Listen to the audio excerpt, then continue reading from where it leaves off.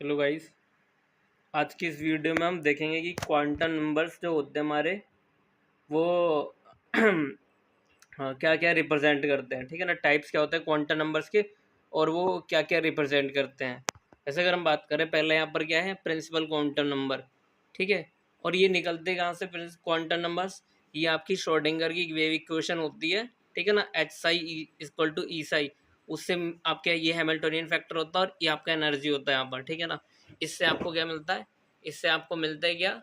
इससे आपको quantum numbers मिलते हैं। ठीक है ना, अब हम जानेंगे क्वांटम नंबर्स से हम क्या क्या चीज़ों का पता लगाते हैं। जैसे अगर पहले हम प्रिंसिपल क्वांटम नंबर को की बात करें तो ये इसको हम एन से, स्मॉल एन से रिप्रेजेंट करते हैं। और ये किसके बारे में बताता है? ये बताता है एनर्जी लेवल या फिर शेल के बारे में बताता है। ठीक है ना, और इसमें हम देख सकते हैं कि किसी भी शेल में मैक्सिमम नंबर ऑफ या फिर टोटल इलेक्ट्रॉन्स कितने हो सकते हैं किसी भी शेल में? 2 टाइम्स n स्क्वायर, इतने हो सकते हैं सेल्स में। और पॉसिबल वैल्यूज़ क्या हो सकती है? एन की पॉसिबल वैल्यूज़ 1 से स्टार्ट होगा, 0 से स्टार्ट नहीं होगा। 0 से स्टार्ट हो जाएगा तो भाई इलेक्ट्रॉन से क्या हो जाएंगे? 0, मतलब कुछ है ही नहीं उसमें। ठीक है ना, शेल में कुछ है नहीं जब इलेक्ट्रॉन्स ही नहीं है तो यहाँ पर 1 से स्टार्ट होती हैं वैल्यूज़ प्रिंसिपल क्वांटम नंबर की। और ये किसे रिप्रेजेंट करता है? एनर्जी लेवल के बारे में बताता है आपका।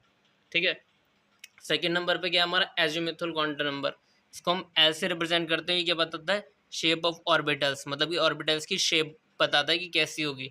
और इसकी पॉसिबल वैल्यूज़ क्या होती हैं? एल की वैल्यूज़ होती हैं 0 to n-1। और क्या बताता है? एजिमुथल से हमको क्या पता चलता है? ऑर्बिटल एंगुलर मोमेंटम पता चलता है। ठीक है, और इसकी पॉसिबल वैल्यूज होती हैं 0 to n-1। अगर n की वैल्यू 1 हो जाएगी तो l की वैल्यू क्या होगी? 0। मतलब पहली शेल में क्या होगा? l की वैल्यू 0 होगा।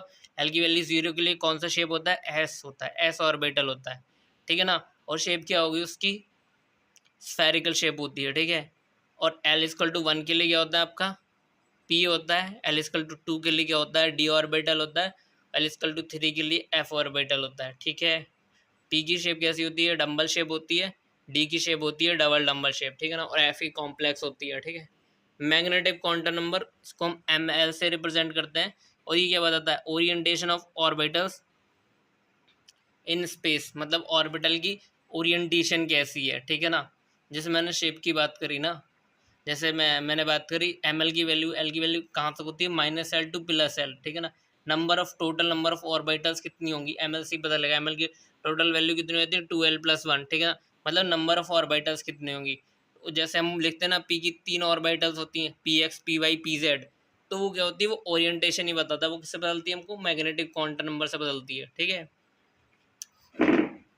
चौथे की बात करें तो वो हमारा होता है स्पिन क्वांटम नंबर, जो डायरेक्शन ऑफ इलेक्ट्रॉन बताता है। मतलब इलेक्ट्रॉन की क्या होगी? या तो क्लॉकवाइज होगा या फिर एंटी क्लॉकवाइज डायरेक्शन होगी। तो क्लॉकवाइज उसको प्लस हाफ से डिनोट दर्शाते हैं, और माइनस हाफ से बताते हैं कि मतलब क्या है? Anti clockwise. और सिंबल ऐसा होता है। ठीक है, ऊपर की तरफ एरो होगा तो होगा वो क्लॉकवाइज, और नीचे की तरफ एरो होगा तो होगा एंटी क्लॉकवाइज डायरेक्शन इलेक्ट्रॉन की। ठीक है ना, आज के लिए इतना ही है। बाकी हम इलेक्ट्रॉनिक कॉन्फ़िगरेशन और इलेक्ट्रॉन फिलिंग देखेंगे अपने नेक्स्ट वीडियो में। और कुछ